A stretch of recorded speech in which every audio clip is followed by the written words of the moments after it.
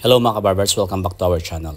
For today's haircut tutorial mga kabarbers ay itong igugupit ko na to ay barbers lang to pero mababa lang siya. Yung barbers kasi is merong sukat yan.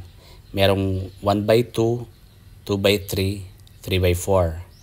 Yun yung mga iba-iba na lang iba-iba yung sukat niya pero barbers lang din naman siya. So itong igugupit ko na to dito ay 1x2 lang to. Sobrang mababa lang to. Kasi yung dati niyang gupit is hindi pantay-pantay. Nung nagpagupit daw siya is di naman daw patay. Ayan, kung nakikita nyo is ang daming mahaba. Para naka-undercut siya. Ayan.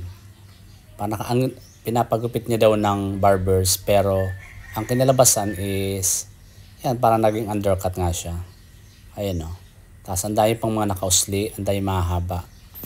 Kaya ngayon, ang gagawin ko ngayon dito ay lilinisin ko lang siya. Lilinisin ko yung gilid niya. Parang i-1x2 ko lang siya, yung sukat niya. Tapos, yung mga nakausli is tatanggalin natin yan. So, ayan. Dito sa likod ay gumamit ako dito ng 0 na lang. Di na ako naggamit ng guide. So, kung nakikita nyo, rekta na yan. Naka-0 na yan. Depende na lang yan kung isasagad nyo yung adjuster or i-open nyo lang. Pero sa akin, ayan, naka-close yan, naka-close. Nakaangat yung adjuster niya para malinis na kaagad. Tapos, diretso ko na lang din tinanggalan ng kanto. Ayan. So, sa pagtanggalan mo ng kanto ay alalay lang. Hindi ko masyadong tinataas. Ayan, kung napapansin nyo, sa parting baba lang ako. Yung mga nakausling buhok lang. So, ganyan lang siya mga kabarbers ang ginagawa ko. Suklay lang, overcomb lang. Sinusungkit-sungkit ko lang siya. Kasi mababa nga lang yung gupit natin. Kasi kapag ginamitan mo ito ng guide, lalo na kapag hindi ka pa na masyadong marunong or nag-aaral ka pa lang din, tapos gagamitan mo siya ng guide, medyo matataas yung gupit niya. Lalo na sa mga ganitong hitsura ng buhok.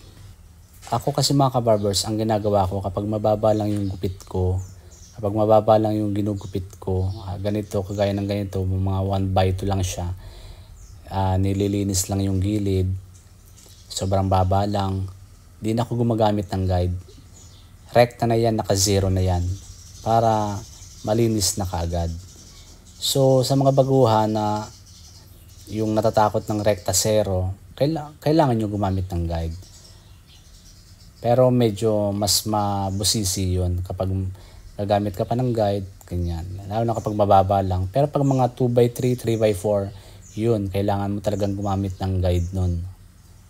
So ito, dahil nga 1x2, kailangan lang linisin yung gilid, sobrang mababa lang yung gupit, kaya ino-overcome ka na lang siya, tapos rekta na 0, kaya para malinis na kaagad. So yun mga kabarbers ang ginagawa ko. At dito sa part na to, tingnan nyo mga kabarbers, ayan, nirerekta ko na yan. Hindi na ako gumagamit ng guide, ayan. Yung adjuster naman is, depende na rin kasi yan eh. Pwede mo siyang isagad. Pero ako sinasagad ko yan kasi mababa nga lang din, di ba? Sa pinaka lower part is kailangan sagad yan para malinis.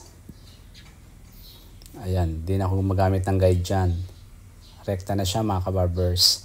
Ayan, kasi mababa nga lang eh. Parang tinitrim ko lang siya. Nililinis lang yung mga gilid. Tapos mamaya, tatanggalin natin yung mga, ayan, yung mga nakausling buhok. Kung kanina nga, di ba kanina yung pinakita ko, kapag hinila mo yung buhok, may mga sumusobra hanggang tenga. So ayan, in-overcome ka na siya diretso. Di ba? Luminis siya kaagad. Wag lang masyadong tataasan kasi aangat na naman yan. Para malinis ka agad tingnan, ang tekniko naman is pagkatapos ko mag-overcomb, nalinis ko na yung baba, nag-shave ka agad ako, inaahitan ko siya kaagad para makita mo na kaagad yung resulta. So ito lang yung technique na ginagawa ko mga kabarbers. So ganito, pwede nyong gayahin yung ginagawa ko na kapag malinis na yung gilid, ahitan nyo kaagad, mamaya na kayo magbawas sa taas. Kasi kapag na-shave nyo na, makikita nyo na yung resulta kaagad. Kailangan sinishave ka agad yung gilid. Ayan.